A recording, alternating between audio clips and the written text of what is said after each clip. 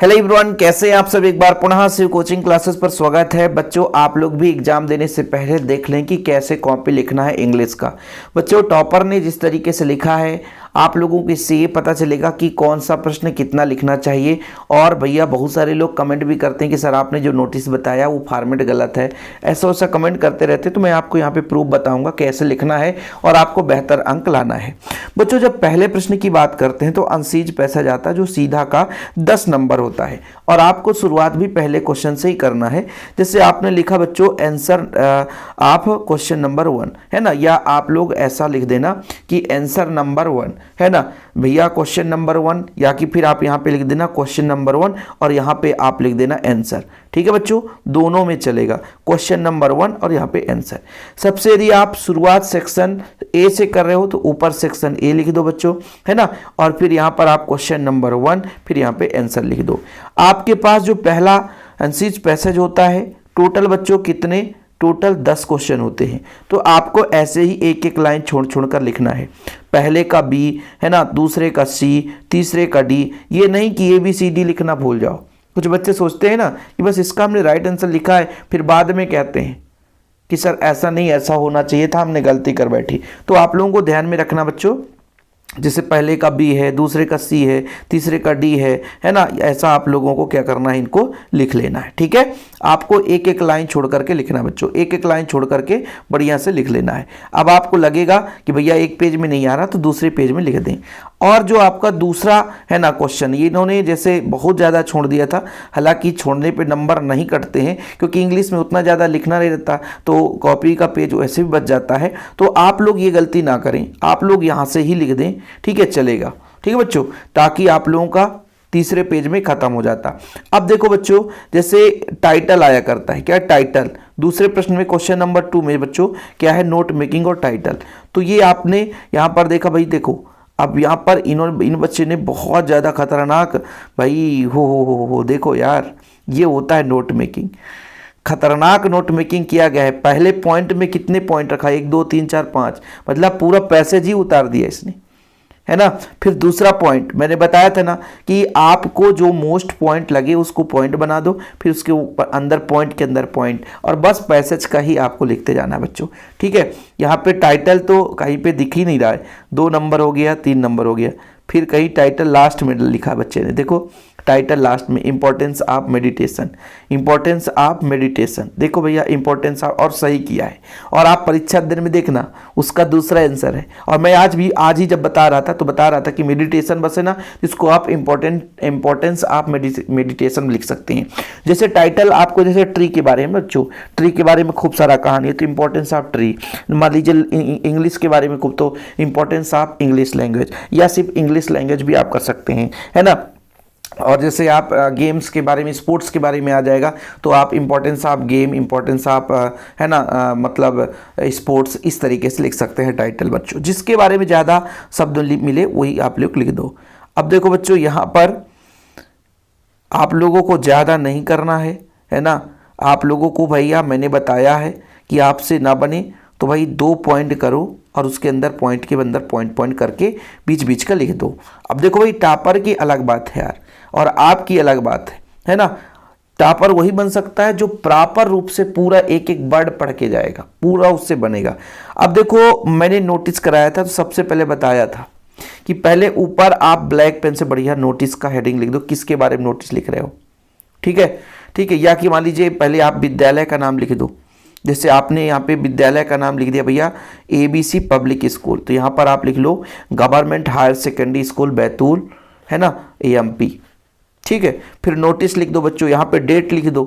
यहाँ पर आप किस चीज़ के लिए, एनुअल फंक्शन की प्लानिंग चल रही है, एनुअल फंक्शन की मीटिंग चल रही है ना, या कुछ और प्लान हो रहा बच्चों, इसके बारे में यहाँ पर लिखो, है ना। और ज़्यादा कुछ नहीं, 2-3 लाइन आपको लिखना है। और लास्ट में फॉर्मेट यहाँ पर बच्चों, किस आप जनरल सेक्रेटरी हो, स्कूल के अध्यक्ष हो, या विद्यालय के स्टूडेंट हो, या स्कूल के कोई कर्मचारी हो, तो यहाँ पर वो चीज़, वो क्वेश्चन में लिखा रहता है। तो मैंने बताया है फॉर्मेट बच्चों। ठीक है, अब देखो पत्र लिखने का तरीका मैंने बताया था कि पहले आप यहाँ पर एड्रेस डालो।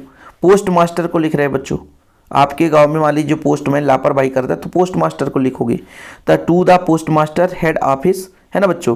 ये आपका है ना एक जैसे किसी आधिकारिक को देते हैं बच्चों, है ना, सरकारी अधिकारी या अपने से बड़े कोई आदर्श व्यक्ति को देते हैं, तब अपन लगाते हैं टू द, जैसे पोस्ट मास्टर हो गया तो पोस्ट ऑफिस, ये हेड पोस्ट ऑफिस कहाँ के लिए, तो यहाँ पर जरूर लिख दो गुना।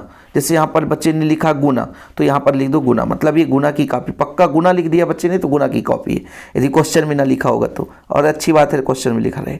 अब देखो बच्चों यहाँ पर देखो subject regarding complaint against the postman, postman के है ना रिकॉर्ड में हमको क्या करना है, कंप्लेंट करना है। फिर सर, सर के नीचे आप एक काम करना, सर जैसे एक लाइन छोड़ देना बच्चों और सर नीचे लिखना, और सर के बाद जस्ट नीचे से लिखना on the behalf of the residents my colony I would like to draw your kind attention toward the है ना working of postman in our area, मतलब हम अपने एरिया के पोस्टमैन के कार्य के बारे में आपका ध्यान आकर्षित कराना चाहते हैं।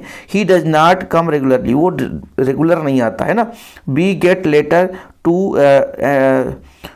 टू 3 है ना, मतलब 2 से 3 दिन बाद ही लेट मिलता है ना। समथिंग मिस एक्टिविट, देखो बच्चों क्या बोला है, मिस डिलीवरी है ना, मतलब जो टाइम से डिलीवरी होना चाहिए नहीं होता है।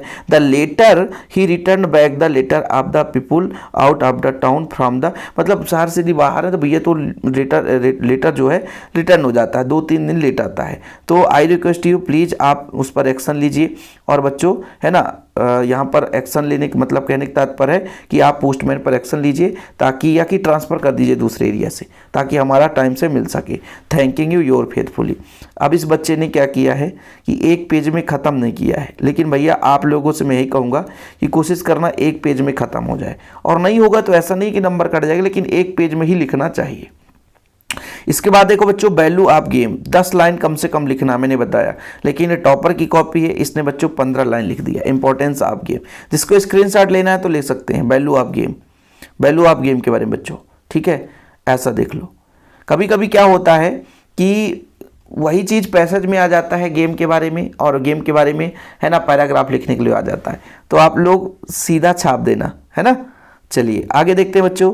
देखिए अब इसके बाद सेक्शन सी में पहुंचते हैं, तो यहाँ पर बच्चे ने फिर से वही बढ़िया इंग्लिश में क्या है, जैसे 1 लाइन फैक्ट हो ना, तो उसको आप लोग जरूर एक एक लाइन छोड़कर लिखिए, थोड़ा सिस्टमेटिक दिखता है। इसके बाद बच्चों ये डू एज डायरेक्टेड 1 नंग का इसका गलत था, है ना। और इसके बाद आप देख सकते हैं पैसेज में पहुंच जाते हैं, कि पैसेज में बच्चों ये आपका 5 नंबर का पैसेज आता है, जो कि किताब का ही है। इसके बाद आपके पोएट्री सेक्शन से आता है, फिर 4 नंबर का आता है, मतलब टोटल 12 नंबर के तो ये पैसेज आ जाते हैं ना। कितने 4 1 5 6 7 7 5 12 नंबर का। इसके बाद यहाँ से होता है क्वेश्चन आंसर शुरू। क्वेश्चन आंसर में बच्चों यहाँ पर बहुत बढ़िया बच्चे ने किया है कि जैसे एक प्रश्न किया क्वेश्चन आंसर नंबर 10, इसको बड़े कंप्लीट किए बच्चों, फिर अंडरलाइन कर दिया। ये लो ब्लैक पेन से, मैं हमेशा कहता हूँ कि 2 पेन लेकर जाना है, एक ब्लैक बच्चों और एक ब्लू, तो आपको जो हेडिंग लगाना है वो ब्लैक पेन से, बाकी ब्लू पेन से लिखना है, ठीक है। तो ये चीज़ है बच्चों, आप देख सकते हैं आंसर भी कितना सिस्टमेटिक बच्चे ने लिखा है। अब ये आंसर तो भाई आप लोगों को याद करना ही पड़ेगा, चाहे आप यहाँ से स्क्रीनशॉट ले लें, चाहे आप खुद से करें, है ना। ये देख सकते हैं कि कितना लाइन लिखा है बच्चे ने और कितना सिस्टमेटिक। अब कुछ लोग कहते हैं कि बिल्कुल सर हमारी कॉपी बहुत रद्दी आती है, हमारी कॉपी यदि कोई पढ़ नहीं पाएगा तो नंबर मिलेगा कि नहीं। देखो भाई आज बच्चे ने कहा सर हम 2 क्वेश्चन लास्ट में ऐसा झपेल के आए हैं कि मतलब हो सकता है यदि ऊपर से पढ़े तो पढ़ ना पाए। देखो भाई टाइम का विशेष ध्यान दो, यदि जो नहीं बन रहा है उसे बाद में करो, जो बन रहा है उसे पहले करो, नहीं तो पता चले आपसे वो भी ना बन पाए। और टाइम मैनेजिंग बहुत ज़रूरी है, टाइम मैनेज नहीं करोगे तो दिक्कत हो जाएगी, है ना। तो ये देख सकते हैं बच्चों। अब जैसे मान लीजिए आपसे कोई क्वेश्चन है, यहाँ पर एक सीख मिलेगा। कोई क्वेश्चन आपके पास मान लीजिए 3 लाइन का याद है और उसे 5 लाइन में लिखना है, थोड़ी इधर भी छोड़ो थोड़ी इधर भी छोड़ो, बीचों बीच लिखो, तो 3 लाइन का बच्चों वो 5 लाइन बन जाएगा। समझ रहे हो ना, यहाँ से यहाँ ऐसे बीचों बीच लिखोगे तो 3 लाइन का वो 5 लाइन बन जाएगा। समझ में आया, ठीक है। और यदि किसी प्रश्न का बन रहा है तो फिर झोंक दो, पर ध्यान रखना जैसे मान लीजिए कोई चैप्टर का क्वेश्चन आया और आपसे नहीं बन रहा है, तो फिर आप उस चैप्टर का कोई भी क्वेश्चन का आंसर बन रहा है अटेंड जरूर करके आना बच्चों। ये गलती नहीं करना कि अटेंड ना करो, ठीक है। बाकी 24 पेज भर पेज मतलब जितना भी हो सकता है लिखो। हाँ तुक्का मत करना बहुत ज़्यादा कि भरने लग जाओ तो पैसेज है पैसेज पूरा उतार दो, ऐसा मत करना, ओके बच्चों। बाकी आप लोगों को जो भी डाउट रहे बताइएगा जरूर, आपके लिए हेल्पफुल वीडियो लाता रहूँगा। जय हिंद, वंदे मातरम।